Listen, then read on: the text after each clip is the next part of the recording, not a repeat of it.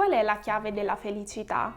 Che cosa rende felici le persone? Mi sono fatta tante volte questa domanda e mi piacerebbe scoprire una ricetta universale per creare una vita realmente felice. Forse però è un obiettivo un po' troppo ambizioso e trovare una ricetta della felicità che sia valida per tutti è un'impresa impossibile. Ognuno di noi è unico, singolare, con diversi valori e interessi che andrebbero tenuti in considerazione. E questo mi fa pensare che esistano tantissime vie diverse per raggiungere la felicità.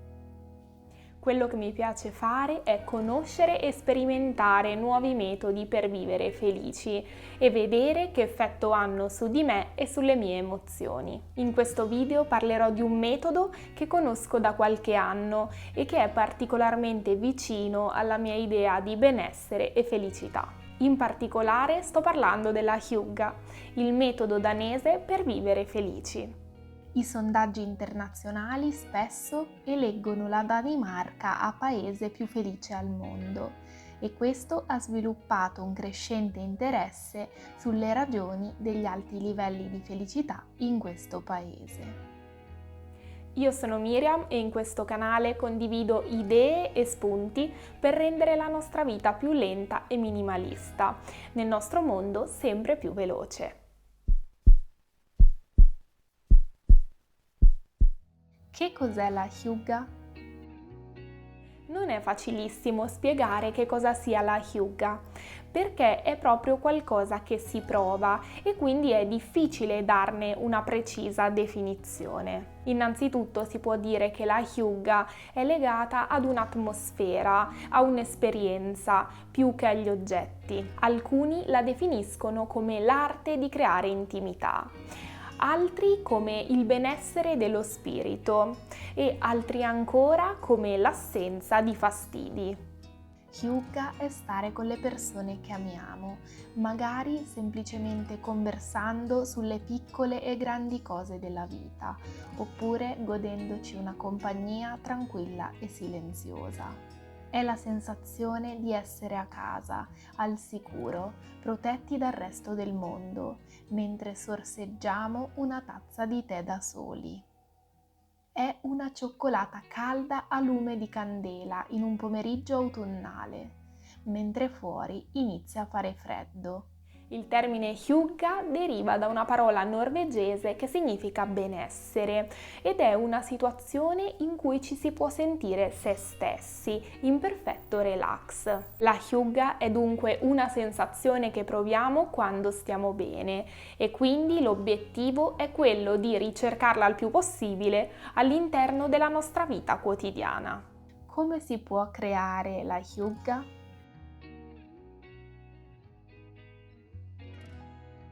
Uno degli aspetti più importanti per creare la Hygge è la luce.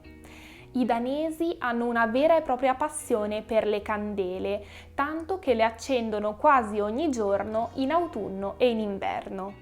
In generale, per creare atmosfera è sufficiente abbassare le luci per creare un ambiente più caldo e intimo, magari collocando varie lampade in diversi punti della nostra stanza.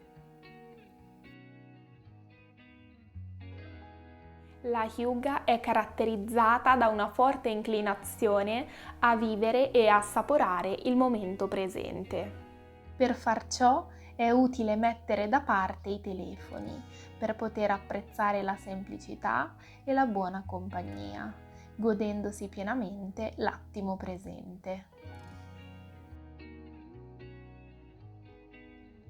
Cioccolato, biscotti, torte e buon cibo. Chi più ne ha più ne metta. Hygge è concedersi qualche sfizio e regalare a se stessi un piccolo strappo alle regole di una vita sana. Qualche vizio è parte integrante del rituale della Hygge, meglio ancora se condiviso.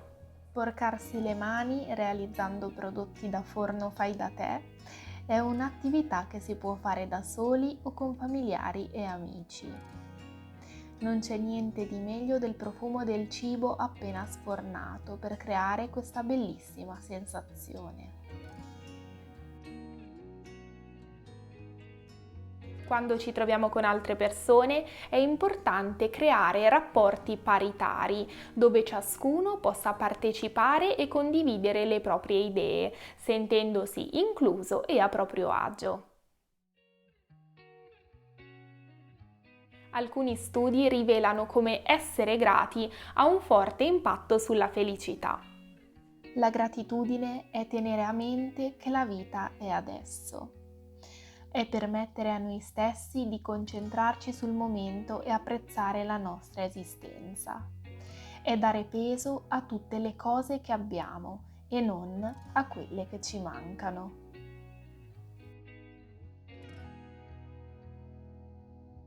Se volete raggiungere la Hyuga insieme ai vostri ospiti, è importante essere rilassati e in armonia.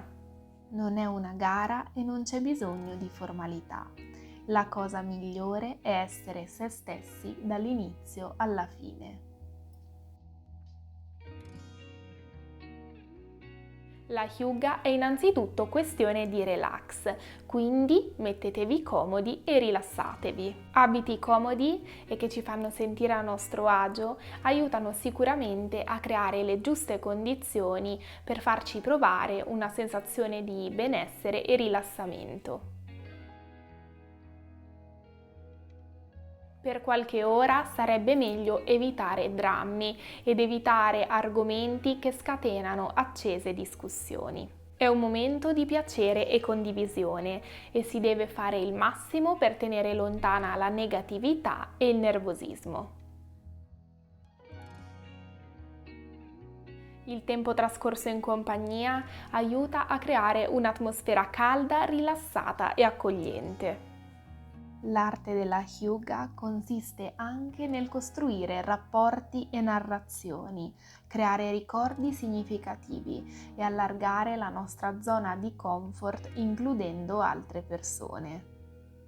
Inaugurare una nuova tradizione con i familiari e gli amici, come ad esempio cucinare insieme una cena a tema ogni primo sabato del mese, può aiutare ad unire il gruppo intorno ad un'attività significativa e a rendere più forte il legame nel corso degli anni. I danesi sperimentano la Hyuga soprattutto in casa e anche per questo motivo sono amanti del design. La casa è il nostro luogo di pace e sicurezza e quindi per questo motivo è molto importante prestare attenzione al creare un ambiente che sia il più possibile disteso e rilassante per noi.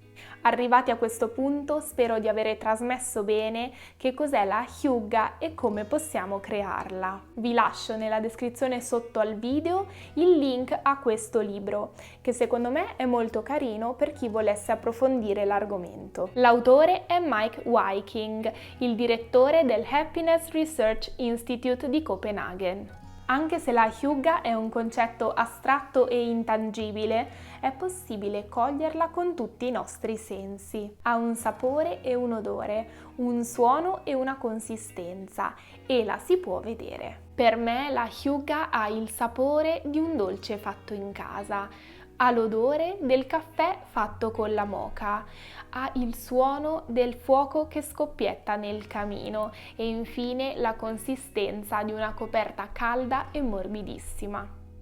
La Hyuga è fioca, rustica e lenta e possiamo accentuare questa sensazione abbassando le luci della nostra casa e guardando i movimenti pacati del mondo.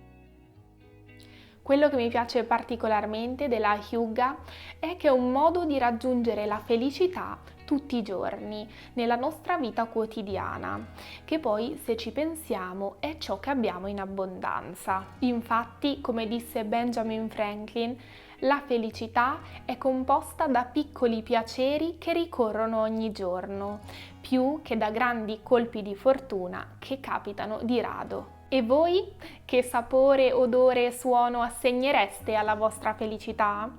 Aspetto curiosa di leggere le vostre risposte nei commenti sotto il video. Ricordatevi di lasciare un like al video se vi è piaciuto e di iscrivervi al canale se volete vedere dei nuovi video su slow living, minimalismo e crescita personale. Grazie per aver guardato fino alla fine e ci vediamo sabato prossimo con un nuovo video. Ciao!